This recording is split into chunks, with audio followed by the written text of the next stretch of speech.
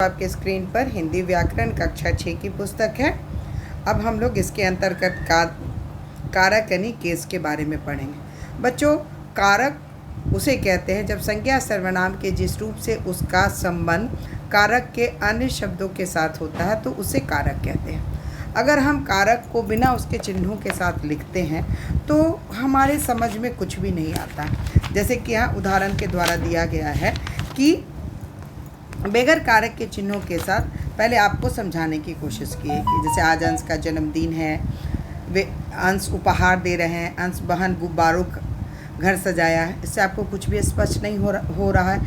ये शब्द सभी सार्थक है पर ये वाक्य अपूर्ण है, इसलिए ये बड़े अटपटे से प्रतीत हो रहे हैं। इन्हीं वाक्यों को हम अगर सार्थक तथा पूर्ण बनाकर लिखेंगे तब इसमें एक विशेष अर्थ आएगा। जैसे बच्चों, वाक्य को एक माला की तरह पिरोया जाता है और तब वो एक माला बनती। इसी वाक्य रूपी माला को शब्द होते हैं। इन शब्दों को आपस में संबंध होना आवश्यक होता है। कारक की वाक्य में प्रयुक्त संज्ञा या सर्वनाम के संबंध वाक्य के दूसरे शब्दों से जोड़ते हैं। संज्ञा या सर्वनाम के जिस रूप से उसका संबंध अन्य शब्दों से जाना जाता है उसे कारक कहते हैं। बच्चों, कारक का अर्थ है संज्ञा या सर्वनाम का संबंध वाक्यों के दूसरों से जोड़ना, जैसे कि ने, को, से आदि। रिया ने नृत्य किया, डाकिया पत्र बांटता है। इसमें कारक के 8 भेद हैं और उसकी विभक्तियां और उसके उदाहरण भी आपको समझाए गए। जैसे कर्ता ने, कर्म को, करण से, संप्रदान को के लिए, आपादान से, संबंध का के की, अधिकरण, संबोधन। सर्वप्रथम बच्चों, कर्ता कारक है। कर्ता का अर्थ होता है करने वाला। शब्द के जिस रूप से क्रिया के करने वालों का बोध होता है उसे कर्ता कारक कहते हैं। और कर्ता कारक की विभक्ति होती है ने, जैसे कौन, कैसे, किससे, ये सभी कुछ। संभव साइकिल चलाता है, मोर नाच रहा है। कर्म कारक, इसकी विभक्ति है को। संज्ञा या सर्वनाम के जिस रूप पर क्रिया का फल पड़ता है वो कर्म कारक कहलाता है और इसकी चिन्ह है यह परसक या विभक्ति है को। सूची को पढ़ने दो, विशाल ने कविता सुनाई। बच्चों, तीसरा है करण कारक जिसकी विभक्ति है से के द्वारा। कर्ता जिस साधन से कार्य करता है उसे करण कारण कहते हैं। करण की पहचान के द्वारा होती है। जैसे दिव्यांश बस से स्कूल जाता है, माँ ने चाकू से सेव काटा। संप्रदान कारक, इसकी विभक्ति है को के लिए। जिसके लिए क्रिया की जाए उसे प्रकट करने वाला शब्द संप्रदान कारक होता है। संप्रदान कारक की विभक्ति को तथा के लिए है। जैसे दादी जी पूजा के लिए फूल लाई, पिताजी आरोही के लिए गुड़िया लाए। अपादान कारक, इसमें अलग होने का भाव होता है।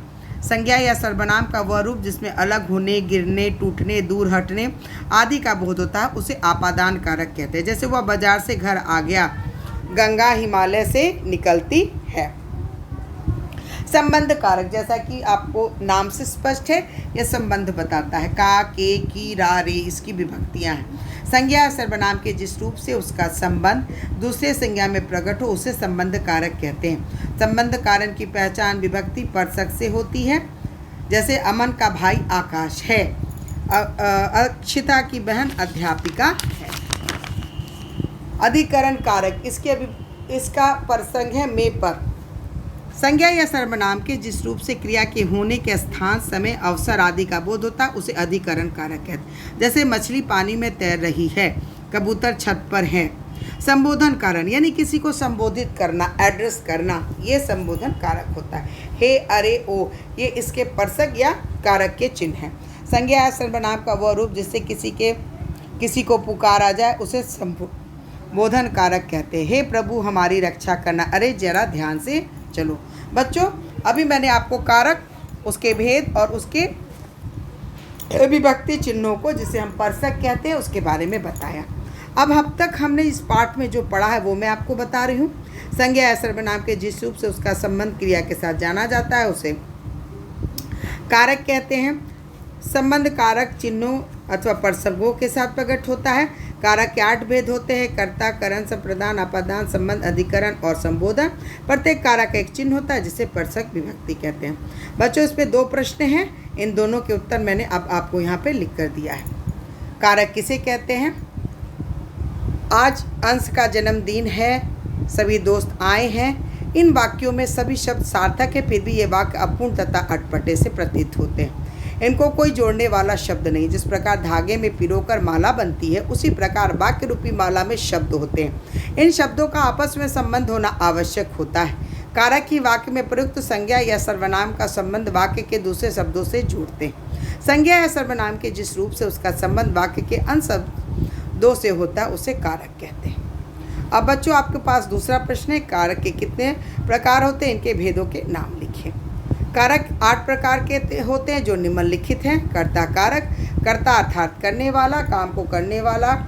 कर्ता संज्ञा सर्वनाम के पद होते हैं, जैसे राधिका ने गाना गाया। कर्म कारक, वाक्य के क्रिया का फल जिस पर पड़ता है वो कर्म कारक होता है। मनीष ने मनोज को पुस्तक दी। करण कारक, करण का अर्थ ही है साधन, अर्थात जिस साधन के द्वारा क्रिया की जाती है उसे करण कारक कहते हैं।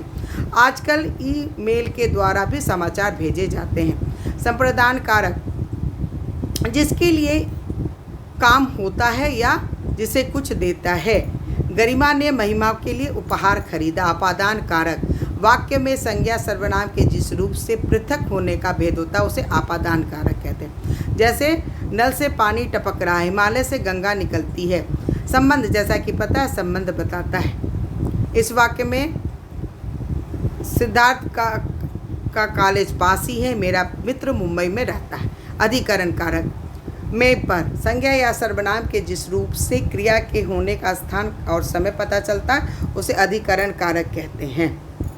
जैसे गिलास में जूस बचा है, गैस पर खाना पक रहा है। और आखिरी है बच्चों 8वां भेद, संबोधन कारक। हे, अरे, ओ, ये इसके प्रसंग यानी विभक्तियां हैं। संज्ञा या सर्वनाम के जिस रूप से बुलाने या पुकारने का बोध होता है उसे संबोधन कारक। अरे भाई मेरी बात तो सुनो, हे ईश्वर मेरा मार्गदर्शन करना। बच्चों, कारक अब आपका पाठ समाप्त होता है, जो कि आपका 8वां पाठ है। और इसके प्रश्न उत्तर के साथ साथ इसका PDF भी आपको मैंने भेज दिया है। आप इसे अच्छे से लिखेंगे और सुंदर से अपने पुस्तक में उतारेंगे।